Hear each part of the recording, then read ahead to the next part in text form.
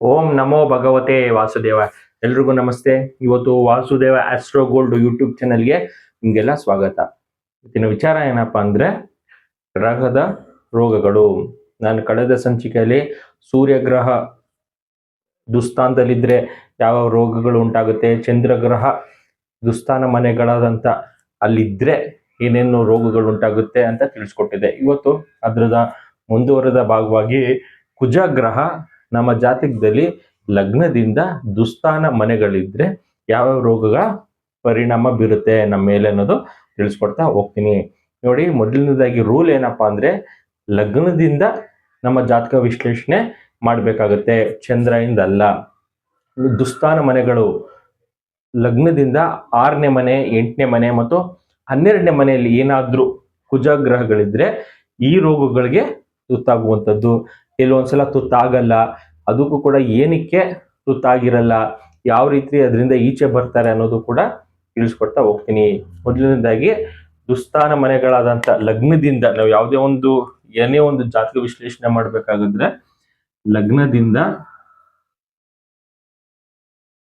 6ನೇ ಮನೆ, 8 ಮತ್ತು 12ನೇ ಮನೆಗಳಲ್ಲಿ ಏನಾದ್ರೂ ಕುಜಗ್ರಹ ಇದ್ರೆ, ನಿಮ್ದು ಯಾವ್ದಾದ್ರು ಒಂದು ಮೇಷ ಲಗ್ನ ಆಗಿರ್ಬೋದು, ವೃಷಭ ಲಗ್ನ ಆಗಿರ್ಬೋದು, ಎರಡು ಡಬಲ್ ಲೈನ್ ಇರುತ್ತೆ, ಅಲ್ಲಿಂದ ಕೌಂಟ್ ಮಾಡ್ಬೇಕಾಗುತ್ತೆ. ಅಲ್ಲಿಂದ ಕೌಂಟ್ ಮಾಡಿದಾಗ ಈಗ ಉದಾಹರಣೆಗೆ ಮೇಷ ಲಗ್ನ ಆಗಿದ್ರೆ ಕನ್ಯಾ ರಾಶಿ ಬಂದು ಇಲ್ಲಿ ಏನಾದ್ರು ಕುಜ ಇದ್ರೆ, ಅಥವಾ ವೃಶ್ಚಿಕ ರಾಶಿಯಲ್ಲಿ ಏನಾದ್ರು ಕುಜ ಇದ್ರೆ, ಅಥವಾ ಮೀನ ರಾಶಿಯಲ್ಲಿ ಏನಾದ್ರು ಕುಜ ಇದ್ರೆ ಈ ಬರ್ದಿರುವಂತ ರೋಗಗಳಿಗೆ ನಾವು ತುತ್ತಾಗಿರ್ತೀವಿ.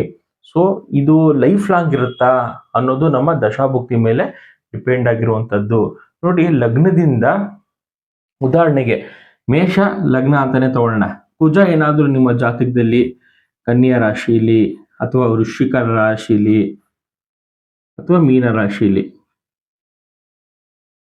ಇದ್ರೆ ನಿಮ್ಗೆ ಅವಾಗ ತಲೆನೋವು ಕಾಣಿಸುವಂತದ್ದು ಮತ್ತೆ ಹಣೆ ನೋವು, ಇಲ್ಲಿ ಭಾಗದಲ್ಲಿ ನೋವುಗಳು ಬರ್ತಾನೆ ಇರುತ್ತೆ. ನಿಮ್ಗೆ ಏನು ಅಂತ ಗೊತ್ತಿಲ್ಲ.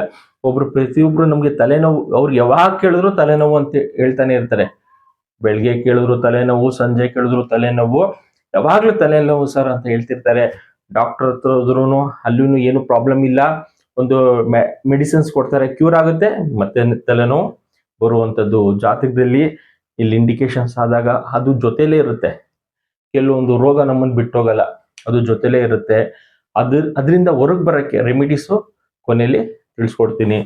ಹಿಂಗಿದ್ದಾಗ ಈ ತಲೆನೋವು ಮತ್ತೆ ಹಣೆಯ ಭಾಗ, ಈ ಭಾಗದಲ್ಲಿ ಯಾವಾಗ್ಲೂ ಕುಜ ದುಸ್ಥಾನದಲ್ಲಿದ್ದಾಗ ಸಮಸ್ಯೆ ಬರ್ತಾನೆ ಇರುತ್ತೆ.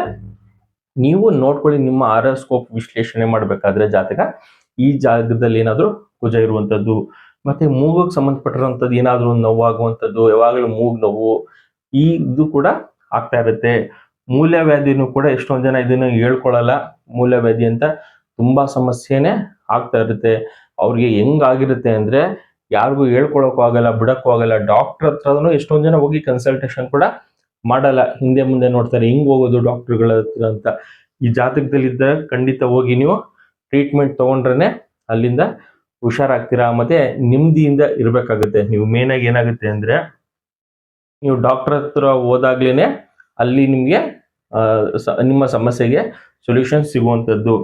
4ನೇದು ಏನಪ್ಪಾ ಅಂದ್ರೆ ರಕ್ತಸ್ರಾವಾಗುವಂಥದ್ದು. ಯಾವ್ದಾದ್ರು ಒಂದು ಸಣ್ಣ ಏಟು ಬಿದ್ದಾಗ್ಲೇ ಜಾಸ್ತಿ ರಕ್ತ ಹೋಗುವಂಥದ್ದು, ಒಂದು ಸಣ್ಣ ಪುಟ್ಟ ವಿಚಾರಕ್ಕೂ ರಕ್ತ ಹರಿದು ಜಾಸ್ತಿನೇ ಹರಿಯುವಂಥದ್ದು ಕೂಡ ಆಗಿರುವಂಥದ್ದು. ಮತ್ತೆ ಪದೇ ಪದೇ ಗಾಯಗಳಾಗ್ತಾ ಇರುತ್ತೆ.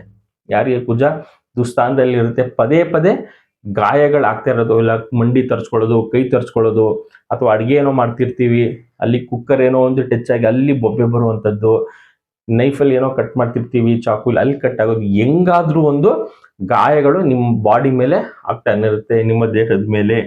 ಉಷ್ಣ ರೋಗ, ಮತ್ತೆ ಬಾಡಿ ಉಷ್ಣ ಜಾಸ್ತಿನೇ ಇರುತ್ತೆ ಯಾವಾಗ ದುಸ್ಥಾನದಲ್ಲಿ ಇರುತ್ತೆ ಕುಜ. ಉಷ್ಣ ಸ್ವಲ್ಪ ಜಾಸ್ತಿನೇ ಇರುತ್ತೆ, ಅದು ರೋಗವಾಗಿ ಕೂಡ ಸಮಸ್ಯೆ ಆಗುವಂಥದ್ದು. ಮತ್ತೆ ಖಂಡಗಳ ಸಮಸ್ಯೆ, ಕಾಲಲ್ಲಿರುವಂತ ಖಂಡ ಇರ್ಬೋದು, ಕೈಯಲ್ಲಿ ಖಂಡ, ಎಲ್ಲೆಲ್ಲಿ ಖಂಡ ಇರುತ್ತೆ ಅದು ಕೂಡ ನಮ್ಗೆ ಸಮಸ್ಯೆ ತಂದು ಕೊಡ್ತಾ ಇರುತ್ತೆ. ಇದಿಷ್ಟೂನು ಒಂದೇ ಟೈಮಲ್ಲಿ ಬರುತ್ತಾ? ಖಂಡಿತ ಇಲ್ಲ. ನಮ್ಮ ಜಾತಕದಲ್ಲಿ ದಶಾಭುಕ್ತಿಗಳು ಅಂತ ನಾವು ನೋಡ್ತೀವಿ, ಅಲ್ಲಿ ಕಾಂಬಿನೇಷನ್ಸ್ ನೆಗೆಟಿವ್ ಬಂದಾಗ ಇದ್ರ ಎಫೆಕ್ಟ್ ಜಾಸ್ತಿ ಇರುವಂತದ್ದು. ಇಲ್ಲಿ ಏನಾಗುತ್ತೆ ಅಂದ್ರೆ, ಸರ್ ನನ್ಗೆ ಇಷ್ಟು ಪ್ರಾಬ್ಲಮ್ಸ್ ನೀವು ಬರ್ದಿದ್ದೀರಾ, ಇಷ್ಟು ಪ್ರಾಬ್ಲಮ್ಸ್ ಅಟ್ ಎ ಟೈಮ್ ಬರುತ್ತೆ ಅನ್ನೋದು ಯೋಚನೆ ಬರುತ್ತೆ. ಖಂಡಿತ ಇದು ಬರಲ್ಲ. ನಿಮ್ಮ ಪರ್ಸನಲ್ ಹಾರೋಸ್ಕೋಪ್ ಅಲ್ಲಿ ನಾವು ದಶಾಭುಕ್ತಿ ಅಂತ ನಾವು ನೋಡ್ತೀವಿ. ಈ ದಶಾಭುಕ್ತಿಲಿ ನಾವು ಕಾಂಬಿನೇಷನ್ಸ್ ಅಂತ ನೋಡಿದಾಗ ಅಲ್ಲಿ ಕಾಂಬಿನೇಷನ್ಸ್ 1ನೇ ಮನೆ 4, 6, 8, 12 ಇದೆಲ್ಲ ಬಂದಾಗ ನಮ್ಮ ಸಮಸ್ಯೆ ಜಾಸ್ತಿ ಇರುವಂತದ್ದು. ಇಲ್ಲಿ ಎಷ್ಟೊಂದು ಜನ ಇದು ಕಾಂಬಿನೇಷನ್ಸ್ ಇದ್ರೂನು ಅವ್ರಿಗೆ ರಿಲೀಫ್ ಇರಲ್ಲ. ಇದು ಕಾಂಬಿನೇಷನ್ಸ್ ಇದ್ರೂನು ಅವ್ರಿಗೆ ಸಮಸ್ಯೆ ಇರಲ್ಲ. ಏನಕ್ಕಪ್ಪ ಅಂದ್ರೆ ಅವರ ಜಾತಕ ನಡೆಯುವಂತ ಸಮಯದಲ್ಲಿ ನಕ್ಷತ್ರದಲ್ಲಿ ತುಂಬಾನೇ ನಮ್ಮ ದಶಾಭುಕ್ತಿ ಪ್ರಾಮುಖ್ಯತೆ ವಹಿಸುತ್ತೆ. ಇದರಲ್ಲಿ ಯಾವ ಪ್ಲಾನೆಟ್ ತಗೊಂಡಿದೆ ಅನ್ನೋದು ತುಂಬಾ ಇಂಪಾರ್ಟೆಂಟ್ ಆಗುತ್ತೆ. ನಕ್ಷತ್ರ ಮತ್ತೆ ಸಬ್ಲಾರ್ಡ್ ಇಲ್ಲೇನಾದ್ರೂ ಕಾಂಬಿನೇಷನ್ಸ್ 5ನೇ ಮನೆ 7ನೇ ಮನೆ 9 11 ಎಲ್ಲ ಇದ್ರೆ ನಮ್ಗೆ ಸಮಸ್ಯೆ ಆಗಲ್ಲ. ಸಾಮಾನ್ಯವಾಗಿ ಕುಜ ಅಂದ್ರೆ ನಮ್ಗೆ ಎದುರಿಸುವಂತ ಜಾಸ್ತಿ. ಇದೇನಾಗುತ್ತೆ ಅಂದ್ರೆ ಮದುವೆ ವಿಚಾರಕ್ಕೆ ನಮ್ಮ ಕುಜ ಯಾವುದೇ ಒಂದು ಮದುವೆ ಆಗ್ತಿಲ್ಲ, ಅವ್ನಿಗೆ ಏನೇ ಒಂದು ಸಮಸ್ಯೆ ಆಗ್ತಿದೆ ಮದುವೆ ವಿಚಾರಕ್ಕೆ ಅಂದಾಗ ನಿಮ್ಗೆ ಕುಜ ಜಾತಕದಲ್ಲಿ 6ರಲ್ಲಿದೆ 8ರಲ್ಲಿದೆ 12ರಲ್ಲಿದೆ. ಸೊ ಅದಕ್ಕೆ ನಿಮ್ಗೆ ಆಗ್ತಿಲ್ಲ, ನಿಮ್ಗೆ ಆರೋಗ್ಯ ಸರಿ ಇಲ್ಲ, ಕುಜ ಇಲ್ಲಿದೆ ಆರೋಗ್ಯ ಸರಿ ಇಲ್ಲ ಅಂತ ಹೇಳೋದು ಕೂಡ ತಪ್ಪಾಗುತ್ತೆ. ಯಾಕೆ ಅಂದ್ರೆ ನಾವು ಇದನ್ನ ಡಿಗ್ರಿ ವೈಸ್ ಅಲ್ಲಿ ಕೂಡ ನೋಡ್ಬೇಕಾಗುತ್ತೆ. ಎಕ್ಸಾಕ್ಟ್ ಆಗಿ ಅಲ್ಲೇ ಕುತ್ಕೊಂಡು ಇದು ಫಲ ಕೊಡ್ತಾ ಇದೆಯಾ, ಲಗ್ನದಿಂದ 6ನೇ ಮನೆಯಲ್ಲೇ ಕುತ್ಕೊಂಡು ಫಲ ಕೊಡ್ತಾ ಇದೆಯಾ, 8ರಲ್ಲಿ ಇದೆಯಾ 12ರಲ್ಲಿ ಇದೆಯಾ. ಸಪೋಸ್ ಅದೇನಾದ್ರು 12ರಿಂದ 11ಕ್ಕೆ ಬಂದ್ರು ಕೂಡ ಅದು ನಿಮ್ಗೆ ಒಳ್ಳೇದೇ ಆಗ್ತಾ ಇರುತ್ತೆ. ಇದನ್ನ ನಾವು ತಿಳ್ಕೊಳ್ಬೇಕಾಗುತ್ತೆ. ಈ ಕುಜ ದೋಷನ ನಾವು ಎಲ್ಲಿ ಇಟ್ಕೊಂಡಿದೀವಿ ಅಂದ್ರೆ, ಯಾವುದೇ ಒಂದು ಮದ್ವೆ ಆಗಿಲ್ಲ ಅಂದ್ರೆ ಕುಜ ದೋಷ ಇದೆ, ಇದನ್ನ ನಾವು ದೋಷಕ್ಕೆ ಕನ್ವರ್ಟ್ ಮಾಡಿ ಇಟ್ಬಿಟ್ಟಿದೀವಿ. ನಿನ್ ಮದ್ವೆ ಆಗಿಲ್ವಾ, ಕುಜ ದೋಷ ಇದೆ. ನಿನ್ಗೆ ಆರೋಗ್ಯ ಸರಿ ಇಲ್ವಾ, ಕುಜ ದೋಷ ಇದೆ. 1ನೇ ಮನೆ 2, 4, 7, 8 ಮತ್ತು 12ರಲ್ಲಿ ಏನಾದ್ರು ಇದ್ರೆ ಕುಜ ದೋಷ ಇದೆ. ಖಂಡಿತ ಆ ರೀತಿ ಇರಲ್ಲ. ಇನ್ ಕೇಸ್ ನಿಮ್ದು ಏನಾದ್ರು ಕುಜ 8ರಲ್ಲೇ ಇದ್ರೆ ನಿಮ್ಮ ಜಾತಕದಲ್ಲಿ ಕುಜ ದೋಷ ಅಂತ ಹೇಳ್ತಾರೆ. ನೀವು ಸ್ಟ್ರಾಂಗ್ ಬಿಹೇವಿಯರ್ನೆಸ್ ಇರ್ತೀರಾ. 12ನೇ ಮನೇಲಿ ಇದ್ರೆ ಸ್ಟ್ರಾಂಗ್ ಬಿಹೇವಿಯರ್ನೆಸ್, ಬಟ್ ಹೇಳಿದ ಮಾತು ನೀವು ಕೇಳಲ್ಲ. ಇದು ಎಜುಕೇಶನ್ ಟೈಮಿಂಗ್ಸ್ ಅಲ್ಲಿ ಏನಾಗುತ್ತೆ ಅಂದ್ರೆ ಮಕ್ಕಳು ನೀವು ಹೇಳಿರುವಂತ ವಿಚಾರ ಅವ್ರು ಕೇಳಲ್ಲ. ಫ್ರೆಂಡ್ ಸರ್ಕಲ್ ಜಾಸ್ತಿ ಮಾಡ್ಕೊಳ್ಳುವಂಥದ್ದು ಈ ರೀತಿ ಆಗ್ತಾ ಇರುತ್ತೆ ಹೊರತು ಅವನ ಲೈಫ್ನ ಯಾವುದೇ ರೀತಿಯ ಕುಜ ಕಟ್ ಮಾಡಲ್ಲ. ಈ ದೋಷ ಇದೆ, ಮದುವೆ ವಿಚಾರ ಇರ್ಬೋದು, ಎಜುಕೇಶನ್ ಕಟ್ ಮಾಡಲ್ಲ. ಏನಂದ್ರೆ ಅಟದ ಸ್ವಭಾವ ಇರುವಂತದ್ದು. ಅವರು ಲೈಫಲ್ಲಿ ಏನಾದ್ರೂ ಒಂದು ಅಚೀವ್ಮೆಂಟ್ ಆಗ್ಬೇಕು ಅಂದ್ರೆ ಕುಜ ದೋಷ ಇದ್ರೇನೆ ಸ್ಟ್ರಾಂಗ್ ಆಗಿರ್ತಾರೆ. ಇಲ್ಲಿ ಏನಂದ್ರೆ ಪ್ರತಿಯೊಂದಕ್ಕೂ ನಾವು ದೋಷ ಮಾಡಿಟ್ಬಿಟ್ಟಿದ್ರೆ, ಸಾಡೆ ಸಾತಿ, ಕಾಳಸರ್ಪ ದೋಷ, ಕುಜ ದೋಷ, ಇದು ಯಾವುದೇ ರೀತಿಯ ನಿಮ್ಮ ಲೈಫಲ್ಲಿ ಎಫೆಕ್ಟ್ ಮಾಡಲ್ಲ. ಏನಕ್ಕೆ ಅಂದ್ರೆ ನಿಮ್ಮ ದಶಾಭುಕ್ತಿಗಳಲ್ಲಿ ಯಾವ ಗ್ರಹ ಮತ್ತೆ ನಿಮ್ಮ ರಿಕ್ವೈರ್ಮೆಂಟ್ ಏನಿದೆ ಅನ್ನೋದು ತುಂಬಾ ಇಂಪಾರ್ಟೆಂಟ್ ಆಗುತ್ತೆ. ನಿಮ್ಗೆ ಯಾವುದೋ ಒಂದು ಮದುವೆ ವಿಚಾರಕ್ಕೆ ರಿಕ್ವೈರ್ಮೆಂಟ್ ಇರುತ್ತೆ, ನಾವು ಮಕ್ಳ ವಿಚಾರ ಅಲ್ಲಿ ಹುಡ್ಕೋಕ್ ಆಗಲ್ಲ. ನೀವು ಮದುವೆ ಆಗಿದೆ ಸರ್, ನಮ್ಗೆ ಮಕ್ಳಿಲ್ಲ, ಅಲ್ಲಿ ಕಾಂಬಿನೇಷನ್ಸೇ ಬೇರೆ ಬರುತ್ತೆ. ಅಲ್ಲಿ 5ನೇ ಮನೆ ಬರಬೇಕು, 9ನೇ ಮನೆ ಬರಬೇಕು.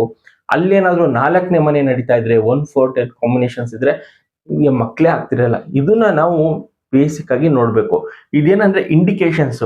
ಇಷ್ಟು ರೋಗಗಳು ನಾವು ಬರ್ದಿದೀವಲ್ಲ, ಲಗ್ನದಿಂದ ಅಲ್ಲೇ ಇದ್ರೆ 6ನೇ ಮನೆಯಲ್ಲಿ 8ನೇ ಮನೆಯಲ್ಲಿ 12ನೇ ಮನೆಯಲ್ಲಿ ಇದ್ರೆ ನಿಮ್ಗೆ ಈ ರೋಗಗಳು ಬರುವ ಸೂಚನೆಗಳು ಇರುತ್ತೆ ಅಂತ ಇದು ಮೊದಲನೇ ವಿಚಾರ ನೀವು ತಿಳ್ಕೊಳ್ಬೇಕು. ನಮ್ಗೆ 6ರಲ್ಲಿದೆ 8ರಲ್ಲಿದೆ 12ರಲ್ಲಿದೆ ಅಂತ. 2ನೇ ವಿಚಾರ, ನಮ್ಗೆ ದಶ ಯಾವ್ದು ನಡೀತಾ ಇದೆ ಅಂತ ತಿಳ್ಕೊಳ್ಬೇಕಾಗುತ್ತೆ. ಆ ದಶ ನಡೆದಾಗ ಮತ್ತೆ ಆ ದಶ ನಮ್ಗೆ ಯಾವ ರೀತಿ ಸಪೋರ್ಟ್ ಮಾಡ್ತಾ ಇದೆ, ಅಲ್ಲೇನಾದ್ರೂ ಗುಡ್ ಕಾಂಬಿನೇಷನ್ಸ್ ತಗೊಂಡಿದ್ರೆ, ಇಟ್ ಅಂತ ಕರಿತೀವಿ. ಇಟ್ ಅಂದ್ರೆ ಯಾವ ಮನೆಯ ರಿಸಲ್ಟ್ ಕೊಡುತ್ತೆ, ಯಾವ ಮನೆಯ ಫಲ ಕೊಡುತ್ತೆ. ಈಗ 5ನೇ ಮನೆ ಇಲ್ಲಿ ಹಿಂಗ್ ಬಾಕ್ಸ್ ಮಾಡಿದ್ದೀನಿ, 9ನೇ ಮನೆ ಇಟ್ಟಾಗಿರ್ಬೋದು, 11ನೇ ಮನೆ ಇಟ್ಟಾಗಿರ್ಬೋದು. ಯಾವ ಮನೆ ಇಟ್ಟಾಗಿದೆ, ಯಾವ ಮನೆ ಫಲ ಕೊಡುತ್ತೆ ಅದು ನಮ್ಗೆ ಫೈನಲ್ ಆಗಿರುತ್ತೆ.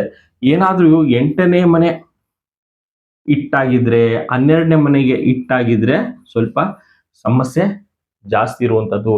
ಇದು ನಾವು ತಿಳ್ಕೊಳ್ಬೇಕು. ಜ್ಯೋತಿಷ ಶಾಸ್ತ್ರದಲ್ಲಿ ರಿಸಲ್ಟ್ ಯಾವ್ದು ಕೊಡ್ತಾ ಇದೆ, ಫಲ ಯಾವ್ದು ಕೊಡ್ತಾ ಇದೆ, ಮತ್ತೆ ನಮ್ಗೆ ರಿಕ್ವೈರ್ಮೆಂಟ್ ಏನಿದೆ. ನಮ್ಗೆ ಎಷ್ಟೊಂದು ಜನಕ್ಕೆ ಹೆಲ್ತ್ ಇಶ್ಯೂಸೇ ಇರಲ್ಲ. ಏನಕ್ಕೆ ಅಂದ್ರೆ ಅವರ ನಕ್ಷತ್ರ ಮತ್ತೆ ಉಪನಕ್ಷತ್ರದಲ್ಲಿ ತುಂಬಾ ಕಾಂಬಿನೇಷನ್ಸ್ ಸ್ಟ್ರಾಂಗ್ ಆಗಿರುತ್ತೆ. ಅದಕ್ಕೋಸ್ಕರ ಅವ್ರಿಗೆ ಹೆಲ್ತ್ ಇಶ್ಯೂಸ್ ಇರಲ್ಲ, ಆರಾಮಾಗಿ ನೆಮ್ಮದಿಯಾಗಿರುತ್ತೆ. ಮತ್ತೆ ಕಾಂಬಿನೇಷನ್ಸ್ ಅಲ್ಲಿ 6, 8, 12 ದುಸ್ಥಾನ ಅಂತ ನಾವು ನೋಡಿರ್ತೀವಲ್ಲ, ಅಲ್ಲಲ್ಲೇ ಇದೆಯಾ ಅಂತ ನಾವು ನೀಟಾಗಿ ಚೆಕ್ ಮಾಡ್ಕೊಳ್ಬೇಕಾಗುತ್ತೆ. ಲಗ್ನದಿಂದ ಗ್ರಹಗಳು ಅಲ್ಲೇ ಸ್ಥಿತವಾಗಿದೆಯಾ, ಅದು ತುಂಬಾನೇ ಇಂಪಾರ್ಟೆಂಟು. ಈ ಕುಜ ದೋಷದಿಂದ ನಿಮ್ಮ ಯಾವುದೇ ಒಂದು ಲೈಫಲ್ಲಿ ಎಫೆಕ್ಟ್ ಆಗಲ್ಲ. ಅದು ಯಾವುದೇ ವಿಚಾರ ಆಗಿರ್ಬೋದು. ನನ್ನ ಈ ಹಳೆ ಸಂಚಿಕೆಯಲ್ಲಿ ನೀವು ಚೆಕ್ ಮಾಡಿದ್ರೆ ಕುಜ ದೋಷದಿಂದ ಏನೇನು ಎಫೆಕ್ಟ್ ಆಗುತ್ತೆ ಮತ್ತೆ ನೀವು ಹೆಂಗೆ ಅಭಿವೃದ್ಧಿ ಆಗ್ತೀರಾ ಅನ್ನೋದೆಲ್ಲ ನೀಟಾಗಿ ವಿವರಣೆಯಾಗಿ ತಿಳಿಸ್ಕೊಟ್ಟಿದ್ದೀನಿ. ಇವತ್ತು ರೋಗಗಳ ಬಗ್ಗೆ, ಕುಜ ಗ್ರಹಕ್ಕೆ ಸಂಬಂಧಪಟ್ಟ ರೋಗಗಳು ಇದು ಬಂದಾಗ, ಇದು ಈ ನಿಮ್ಮ ಜಾತಕದಲ್ಲಿ ಇಂತಿಂಥ ಗ್ರಹಗಳು ಇದು ಇದ್ದಾಗ ಈ ಸಮಸ್ಯೆಗೆ ನೀವು ತುತ್ತಾಗ್ತೀರಾ. ಸಾಮಾನ್ಯವಾಗಿ ಏನಾಗುತ್ತೆ ಅಂದ್ರೆ ನಿಮ್ಮ ಜಾತಕದಲ್ಲಿ 8ನೇ ಮನೆಯಲ್ಲಿ 12ನೇ ಮನೆಯಲ್ಲಿ ಇದ್ರೆ ನೀವು ಕೂಡ ಬ್ಲಡ್ ಕೂಡ ಡೊನೇಟ್ ಮಾಡ್ಬೋದು. ನಿಮ್ಮಲ್ಲಿರುವಂತ ಈ ಕೋಪ ಉದ್ವೇಗ ಎಲ್ಲ ಕಡಿಮೆ ಆಗ್ತಾ ಹೋಗುತ್ತೆ. ನೀವು ನಿಮ್ಮ ಜಾತಕದಲ್ಲಿ ಮೊದಲನೇದಾಗಿ ಕುಜ ಎಲ್ಲಿದೆ ಅಂತ ನೋಡ್ಕೊಳ್ಬೇಕಾಗುತ್ತೆ. 6ರಲ್ಲಿ ಇದೆಯಾ, 8ರಲ್ಲಿ ಇದೆಯಾ, 12ರಲ್ಲಿ ಇದೆಯಾ. ಅದಾದ್ಮೇಲೆ ಈ ಸಮಸ್ಯೆ ಯಾವ್ದಾದ್ರು ಒಂದು ನಿಮ್ಮ ಲೈಫಲ್ಲಿ ಬಂದೋಗಿರುತ್ತೆ. ಇದು ಲೈಫ್ ಟೈಮಾ? ನಮಗೆ ಕಾಂಬಿನೇಷನ್ಸ್ ಅಲ್ಲಿ ಲೈಫ್ ಟೈಮು 4ನೇ ಮನೆ ಇಂಡಿಕೇಟ್ ಮಾಡುತ್ತೆ. 4ನೇ ಮನೆ ಇಟ್ಟಾದಾಗ ನಿಮ್ಮ ರಿಸಲ್ಟ್ ಅಂತ 4ನೇ ಮನೆ ಇಟ್ಟಂದ್ರೆ ನಿಮ್ಗೆ 4ನೇ ಮನೆ ಫಲ ಕೊಟ್ಟಾಗ ಅದು ದಶದಲ್ಲಿ ನಕ್ಷತ್ರದಲ್ಲಿ ಇದ್ದಾಗ ಲೈಫ್ ಟೈಮು ಸಮಸ್ಯೆ ನಿಮ್ ಜೊತೆನೇ ಇರುತ್ತೆ. ಅದ್ರ ಜೊತೆ ಏನಾದ್ರು 5ನೇ ಮನೆ ಇದ್ರೆ ಅಥವಾ 9ನೇ ಮನೆ ಇದ್ರೆ ಅಥವಾ 11ನೇ ಮನೆ ಇದ್ರೆ ಏನ್ ಮಾಡುತ್ತೆ ಅಂದ್ರೆ ನೀವು ಮೆಡಿಸನ್ ತಗೊಳ್ತೀರಾ, ಕ್ಯೂರ್ ಆಗುತ್ತೆ, ಮೆಡಿಸನ್ ತಗೊಳ್ತೀರಾ, ಕ್ಯೂರ್ ಆಗುತ್ತೆ. ಈ ರೀತಿ ಆಗ್ತಾ ಇರುತ್ತೆ. ಬಟ್ ನಿಮ್ಮ ಲೈಫ್ ಟೈಮಲ್ಲಿ ಯಾವ್ದಾದ್ರು ಒಂದು ಸಮಸ್ಯೆಗೆ ನೀವು ಒಳಗಾಗೇ ಆಗಿರ್ತೀರ. ಕುಜ ಏನಾದ್ರು ಇಂಥ ದುಸ್ಥಾನ ಮನೆಗಳಿದ್ರೆ ನಿಮ್ಮ ಲೈಫಲ್ಲಿ ಯಾವತ್ತಾದ್ರೂ ಒಂದ್ಸಲ ಆಗಿರ್ಬೋದು. ಅದು 20 ವರ್ಷಕ್ಕಾಗಿರ್ಬೋದು, 30 ವರ್ಷಕ್ಕಾಗಿರ್ಬೋದು. ನಿಮ್ಮ ಲೈಫ್ ಟೈಮಲ್ಲಿ ಯಾವತ್ತಾದ್ರೂ ಈ ಸಮಸ್ಯೆಗೆ ತುತ್ತಾಗಿರ್ತೀರ. ಪರಿಹಾರ ಏನಪ್ಪಾ ಅಂದ್ರೆ ಯಾವ ಗ್ರಹ ಸ್ಟ್ರಾಂಗ್ ಆಗಿರುವಂತದ್ದು ಅನ್ನೋದು ನೋಡ್ಕೊಳ್ಬೇಕಾಗುತ್ತೆ. ಲಗ್ನದಿಂದ ದುಸ್ಥಾನ ಮನೆಗಳನ್ನು ಬರ್ದಿದ್ದೀನಿ. ಇಲ್ಲಿ 6ನಲ್ಲಿದೆಯೋ, 8ರಲ್ಲಿದೆಯೋ, 12ರಲ್ಲಿದೆಯೋ ಪಾಸಿಟಿವ್ ಇರುವಂತ ಗ್ರಹಗಳಿಗೆ 11ನೇ ಮನೆ ಪಾಸಿಟಿವ್ ಇರುವಂತದ್ದು, ಹೆಲ್ತ್ ವಿಚಾರಕ್ಕೆ 5ನೇ ಮನೆ, 9ನೇ ಮನೆ, ಇಂಥ ಗ್ರಹಗಳಿಗೆ ಸಂಬಂಧಪಟ್ಟಿರುವಂತದ್ದು ಉಂಗುರ ರುದ್ರಾಕ್ಷಿ ಮಂತ್ರ ಪಠನೆ ಮಾಡ್ಕೊಂಡ್ರೆ ನಿಮ್ಗೆ ಏನ್ ನೆಗೆಟಿವ್ ಆಗ್ತಿದೆ ಅದು ಪಾಸಿಟಿವ್ ಮಾಡ್ಕೊಳ್ಬಹುದು. ಫಸ್ಟ್ ಮಂತ್ರ ಪಠನೆ ಇಂಪಾರ್ಟೆಂಟು. ಯಾವ ಗ್ರಹ 5ರಲ್ಲಿದೆ, ಯಾವ ಗ್ರಹ 9ನೇ ಮನೆಯಲ್ಲಿದೆ, ಯಾವ ಗ್ರಹ 11ನೇ ಮನೆಯಲ್ಲಿದೆ. ಎಲ್ಲಾ ಗ್ರಹನೂ 5ರಲ್ಲಿ ಇರಲ್ಲ, 9 ಯಾವ್ದಾದ್ರು ಒಂದು ಗ್ರಹ ಇರುತ್ತೆ 5ನೇ ಮನೆಯಲ್ಲಿ, 9ರಲ್ಲಿ ಅಥವಾ 11ನೇ ಮನೆಯಲ್ಲಿ. ಆ ಒಂದು ಗ್ರಹನ ನಾವು ಆಯ್ಕೆ ಮಾಡ್ಕೊಂಡು ಅದಕ್ಕೆ ಸಂಬಂಧಪಟ್ಟಿರುವಂತ ಬೀಜಾಕ್ಷರಿ ಮಂತ್ರ ನಾವು ಪಠನೆ ಮಾಡಬೇಕಾಗುತ್ತೆ. ಮೊದಲನೇ ವಿಚಾರ. 2ನೇ ವಿಚಾರ, ನಾವು ಉಂಗ್ರ, ಜೆಮ್ ಸ್ಟೋನ್ಸು, ರುದ್ರಾಕ್ಷಿ ಮತ್ತೆ ಕ್ರಿಸ್ಟಲ್ಸ್ ಹಾಕುವಂಥದ್ದೆಲ್ಲ 2ನೇ ವಿಚಾರ. ಫಸ್ಟ್ ನಾವು ಎಷ್ಟು ಮಂತ್ರ ಪಠನೆ ಮಾಡ್ತೀವಿ ಅದು ತುಂಬಾನೇ ಇಂಪಾರ್ಟೆಂಟ್ ಆಗುತ್ತೆ. ಇದು ಕೂಡ ಮಂತ್ರ ಪಠನೆ ಯಾವಾಗ ಮಾಡಬೇಕು ಸರ್ ಅನ್ನೋದು ಎಷ್ಟೊಂದು ಜನಕ್ಕೆ ಕ್ವಶನ್. ಬೆಳಿಗ್ಗೆ ನೀವು ಸ್ನಾನ ಮಾಡಿ ಬೆಳಗಿನ ಜಾವ 6 to 7 ಮಾಡಿದ್ರೆ ತುಂಬಾ ಪಾಸಿಟಿವ್ ಇರುತ್ತೆ. ಮತ್ತೆ ಸಂಜೆನೂ ಕೂಡ ಅಷ್ಟೇ 6 to 7 ಮಾಡಿದ್ರೆ ತುಂಬಾ ಪವರ್ಫುಲ್. ಸರ್ ನಾವು ಇನ್ನ ಬೇಗ ಮಾಡ್ಬಿಡ್ತೀವಿ ಅಂದ್ರೆ ತುಂಬಾ ಬೆಳಿಗ್ಗೆ ಬ್ರಾಹ್ಮಿ ಮುಹೂರ್ತದಲ್ಲಿ ಮಾಡ್ಕೊಂಡ್ರು ಕೂಡ ನೀವು ಮಂತ್ರ ಪಠನೆ ತುಂಬಾ ಪವರ್ಫುಲ್ ಇರ್ತೀರಾ. ನಿಮ್ಗೆ ಹಾರ ಕೂಡ ತುಂಬಾ ಸ್ಟ್ರಾಂಗ್ ಆಗಿರುತ್ತೆ. ಯಾರಿಗೆ ನಮ್ಮ ಬಾಡಿಯ ಹಾರ ಸ್ಟ್ರಾಂಗ್ ಮಾಡ್ಕೊಳ್ಬೇಕು ಅಂತವ್ರು ಬ್ರಾಹ್ಮಿ ಮುಹೂರ್ತದಲ್ಲಿದ್ದು ಮಂತ್ರ ಪಠನೆ ಮಾಡಿ. ನಮ್ಗೆ ಆ ಟೈಮಿಂಗ್ಸ್ ಅಲ್ಲಿ ಆಗಲ್ಲ ಸರ್ ಎದ್ದೊಳಕ್ಕೆ ಅಂದ್ರೆ ಬೆಸ್ಟ್ ಟೈಮ್ ಏನಪ್ಪಾ ಅಂದ್ರೆ ಬೆಳಗಿನ ಜಾವ 6 to 7, ಈವ್ನಿಂಗು ಅಷ್ಟೇ 6 to 7 ಅತಿ ಹೆಚ್ಚು ಮಂತ್ರ ಪಠನೆ ಮಾಡ್ಕೊಳ್ಳಿ. ಏನೇ ಸಮಸ್ಯೆ ಇದ್ರೂ ಅದರಿಂದ ನೀವು ಹೊರಗೆ ಬರ್ತೀರಾ. ಈ ಗ್ರಹಗಳದ್ದು ಮಂತ್ರ ಪಠನೆ ಮಾಡ್ಬೇಕಾದ್ರೆ ಪಾಸಿಟಿವ್ ಆಗಿರುವಂತ ಗ್ರಹಗಳಿಗೆ ಮಾತ್ರ ನಾವು ಮಂತ್ರ ಪಠನೆ ಮಾಡ್ಬೇಕಾಗುತ್ತೆ. ನೆಗೆಟಿವ್ ಆಗಿರುವಂತ ಗ್ರಹಗಳಿಗೆ ಮಂತ್ರ ಪಠನೆ ಮಾಡ್ಬೋದು. ಗ್ರಹಗಳ ಅಧಿಪತಿಗಳಿಗೆ ನೀವು ಮಂತ್ರ ಪಠನೆ ಮಾಡ್ಬೋದಾಗುತ್ತೆ. ಉದಾಹರಣೆಗೆ ನಿಮ್ ಜಾತಕದಲ್ಲಿ ಏನಾದ್ರೂ ಕೇತು ಗ್ರಹ ನೆಗೆಟಿವ್ ಆಗಿದೆ ಅಂತ ಅನ್ಕೊಳ್ಳಿ. ಕೇತುಗೆ ಸಂಬಂಧಪಟ್ಟಿರುವಂತ ಬೀಜಾಕ್ಷರಿ ಮಂತ್ರ ಪಠನೆ ಮಾಡೋದು ನೀವು ಬೇಡ. ಕೇತು ಅಧಿಪತಿ ಬಂದು ಗಣಪತಿ ಮಂತ್ರ ನೀವು ಹೇಳ್ಕೊಳ್ಬಹುದು. ಇದು ಎಷ್ಟೊಂದು ಇದು ಕೂಡ ಕನ್ಫ್ಯೂಷನ್.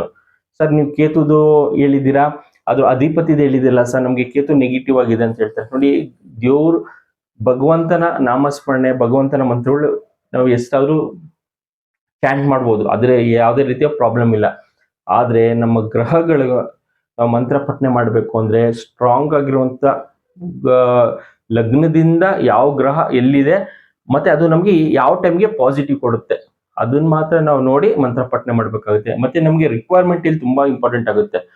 ನಿಮ್ಗೆ ಏನಾದ್ರು ಮದುವೆ ವಿಚಾರಕ್ಕೆ ನೋಡ್ತಾ ಇದ್ದೀರಾ, ಮಕ್ಕಳು ವಿಚಾರಕ್ಕೆ ನೋಡ್ತಾ ಇದ್ದೀರಾ, ನಿಮ್ಗೆ ಫೈನಾನ್ಷಿಯಲ್ ಪ್ರಾಬ್ಲಮ್ ಇದೆಯಾ ಅಂತ ಗ್ರಹಗಳಿಗೆ ನೋಡಿ ಉಂಗ್ರ ರುದ್ರಾಕ್ಷಿ ಮಂತ್ರ ಪಠನೆ ಮಾಡಿದ್ರೆ ತುಂಬಾ ಪಾಸಿಟಿವ್ ವೈಬ್ಸ್ ಇರುವಂತದ್ದು. ಇದಿಷ್ಟು ವಿಚಾರ ಕುಜ ಗ್ರಹದ್ದು ರೋಗಕ್ಕೆ ಸಂಬಂಧಪಟ್ಟಿರುವಂತ ವಿಚಾರ. ನೆಕ್ಸ್ಟ್ ಸಂಚಿಕೆಯಲ್ಲಿ ಬುಧ ಗ್ರಹದ ಬಗ್ಗೆ ತಿಳಿಸ್ಕೊಡ್ತಿದ್ದೀನಿ. ನಾನು ಹಳೆ ಸಂಚಿಕೆಯಲ್ಲಿ ಸೂರ್ಯ ಚಂದ್ರ ತಿಳಿಸಿದೆ, ಇವತ್ತು ಕುಜುಂದ ಹೇಳಿದ್ದೀನಿ. ನೆಕ್ಸ್ಟ್ ಸಂಚಿಕೆಯಲ್ಲಿ ಬುಧ ಗ್ರಹ ಕಾಂಬಿನೇಷನ್ಸ್ ಅಲ್ಲಿ ಯಾವ ರೋಗಗಳಿಗೆ ತುತ್ತಾಗುವಂಥದ್ದು ಕೂಡ ತಿಳಿಸ್ಕೊಡ್ತಾ ಹೋಗ್ತೀನಿ. ಯಾರು ವಾಸುದೇವ್ ಆಸ್ಟ್ರೋಗೋಲ್ಡ್ ಯೂಟ್ಯೂಬ್ ಚಾನಲ್ ಸಬ್ಸ್ಕ್ರೈಬ್ ಮಾಡ್ಕೊಂಡಿಲ್ಲ, ಮಾಡ್ಕೊಳ್ಳಿ. ನಾನು ಹಾಕುವಂಥ ವಿಡಿಯೋಸ್ ನಿಮಗೆ ರೀಚ್ ಆಗುತ್ತೆ. ಮತ್ತೆ ಈ ನನ್ನ ಚಾನಲ್ ಅಲ್ಲಿ ನಿಮ್ಗೆ ಏನು ಇನ್ಫಾರ್ಮೇಶನ್ ಬೇಕು ಜ್ಯೋತಿಷ್ಯ ಶಾಸ್ತ್ರಕ್ಕೆ ಅಷ್ಟು ಮಾತ್ರ ಅಪ್ಲೋಡ್ ಮಾಡ್ತಾ ಇರ್ತೀನಿ. ಇನ್ ಯಾವುದೇ ರೀತಿಯ ಬೇರೆ ವಿಚಾರ ಈ ಚಾನಲ್ ಅಲ್ಲಿ ಅಪ್ಲೋಡ್ ಆಗಲ್ಲ. Thank you.